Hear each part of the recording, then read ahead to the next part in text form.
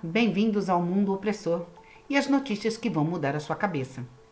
Eu resolvi fazer esse boletinzinho diário com algumas notícias. É um briefing para você, ficar atualizado aí a qualquer hora do dia, sabendo das últimas notícias ou as notícias que estão mais em alta, que estão abalando aí o cenário. Eu vou começar hoje com o Modesto Carvalhosa. O Modesto Carvalhosa é um jurista muito conceituado, inclusive ele ajudou lá no impeachment da Dilma junto com a Janaína Pascoal. Ele não é bolsonarista, tá? E ele mesmo fala isso. Inclusive, ele não gosta, acho que muito do Bolsonaro, cá entre nós, Mas ele deu uma entrevista hoje à revista Oeste e durante essa entrevista ele falou uma coisa muito importante sobre a prisão o indulto do Daniel Silveira, a graça concedida pelo presidente da República, Jair Bolsonaro. Ele falou que é um ato discricionário e que não pode ser revisto, nem mesmo pelo STF. Ou seja, não tem revisão jurídica este ato. Ninguém pode recorrer deste ato porque é um ato discricionário do presidente constitucional. É um ato constitucional, ou seja, está na Constituição. Apesar do Miguel Reale Júnior ter falado que, apesar de estar na Constituição, não é constitucional. Ok. Aí ele fala que não há necessidade de ocorrer o trânsito em julgado, desse ato, para que seja promovido este ato pelo presidente.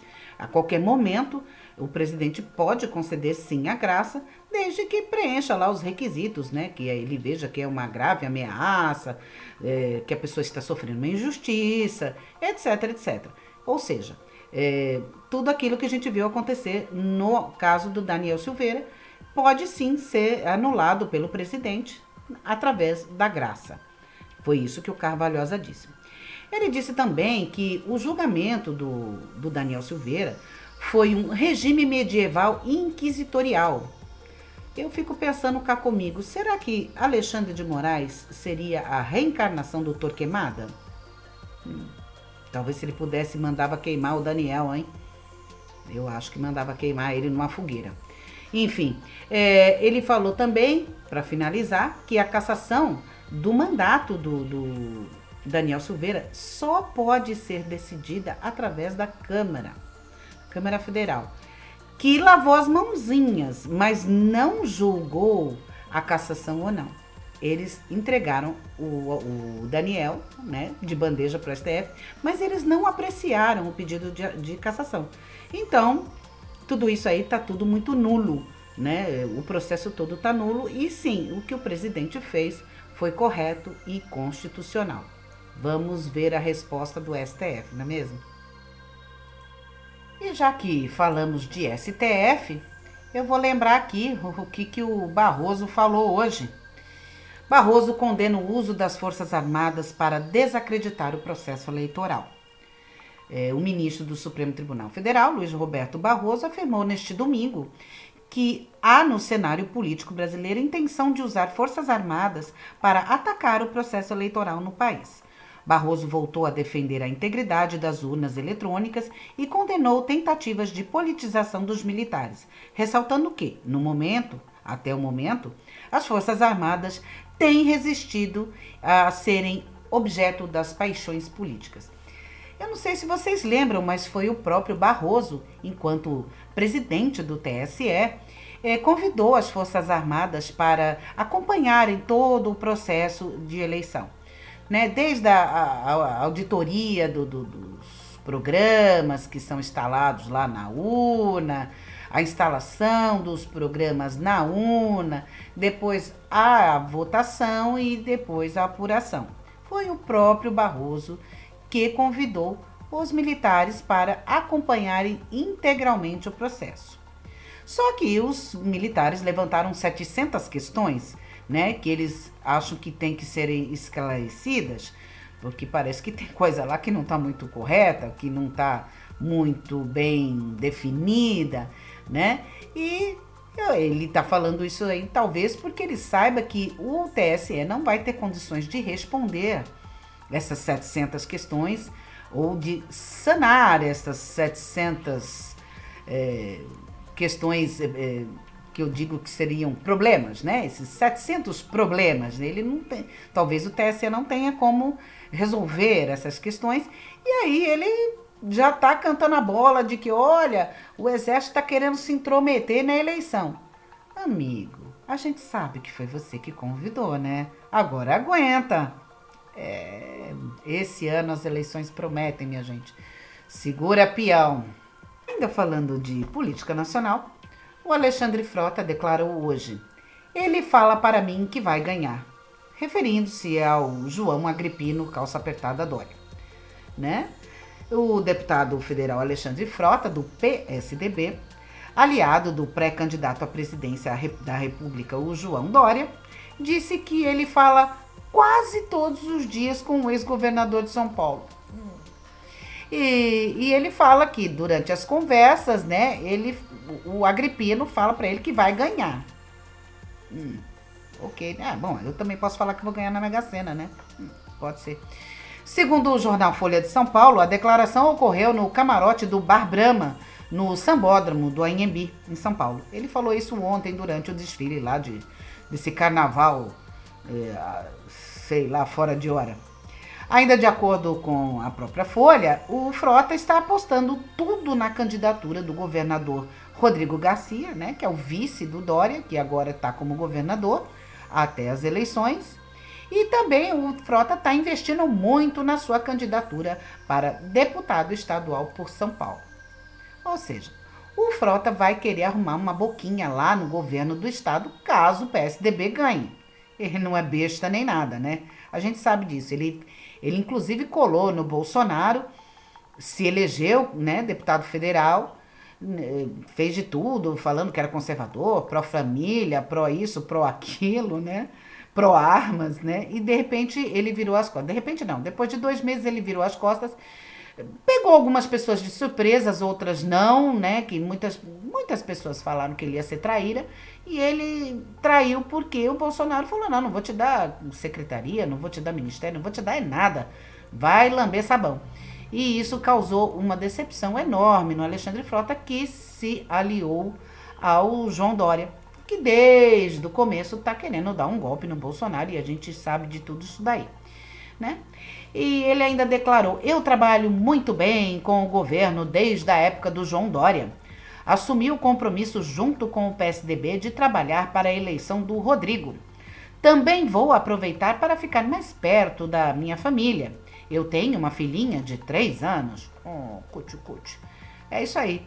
Se Deus quiser, ele não vai ser eleito, mas infelizmente o coeficiente eleitoral pode ajudar sim esse cara a ocupar uma cadeira lá na Lespe.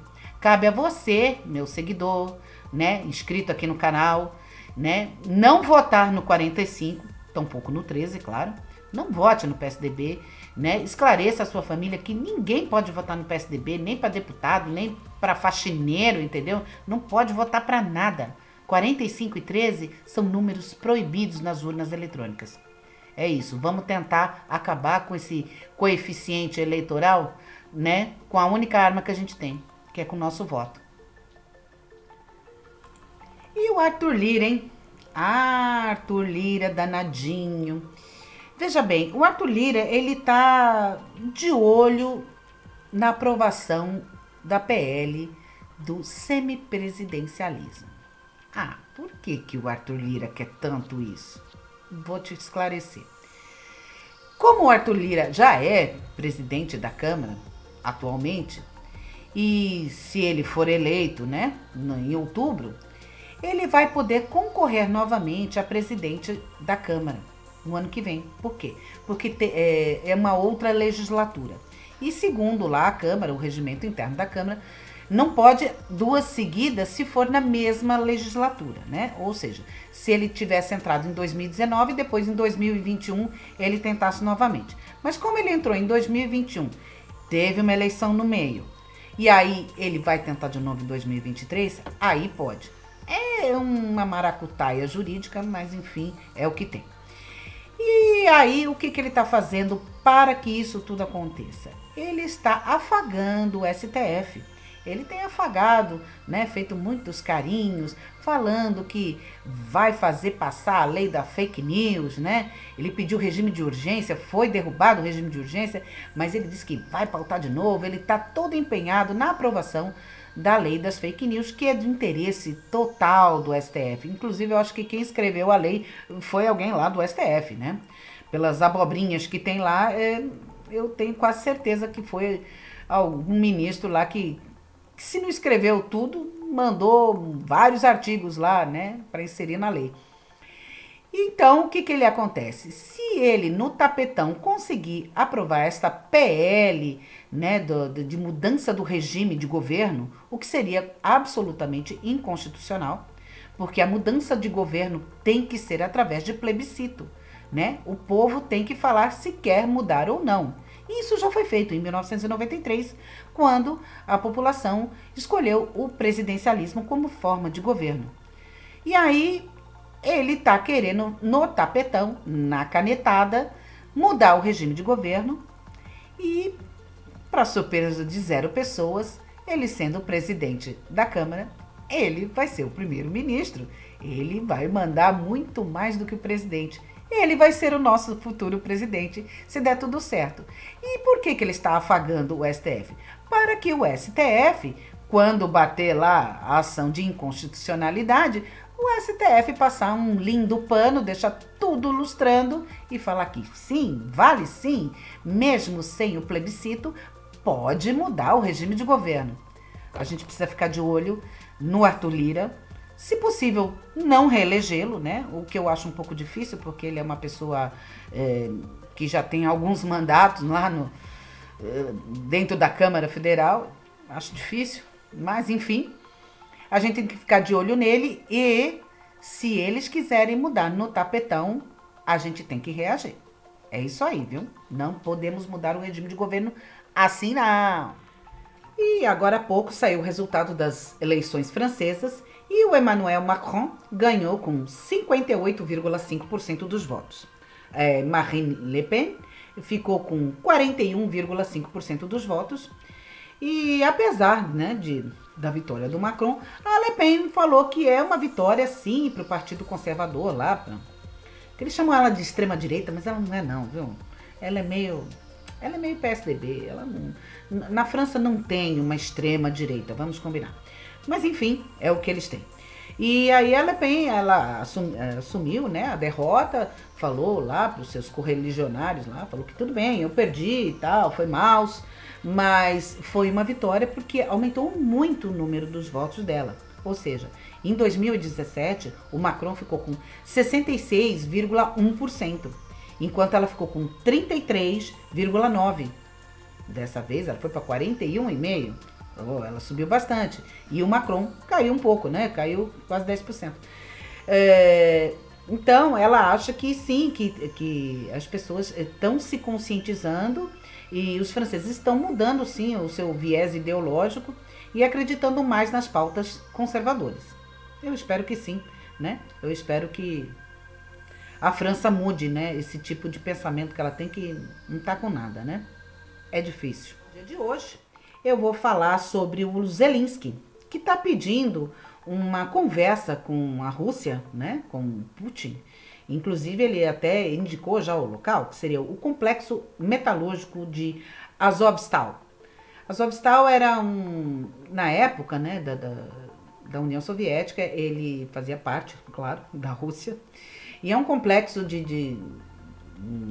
enorme, assim, industrial enorme, e que, segundo o Zelensky, né, a assessoria do Zelensky, nesse lugar estariam muitos civis e militares ucranianos entrincheirados, né, se protegendo contra o exército russo, que já tomou toda a Mariupol. Mariupol é onde fica este complexo. E a Rússia já tomou, né, o exército russo já tomou toda a cidade, Mariupol, e esse complexo ainda não. E aí o Zelensky quer muito que conversar, pedir um cessar-fogo, uma trégua, ou mesmo consolidar, né, um tratado de paz e encerrar a guerra.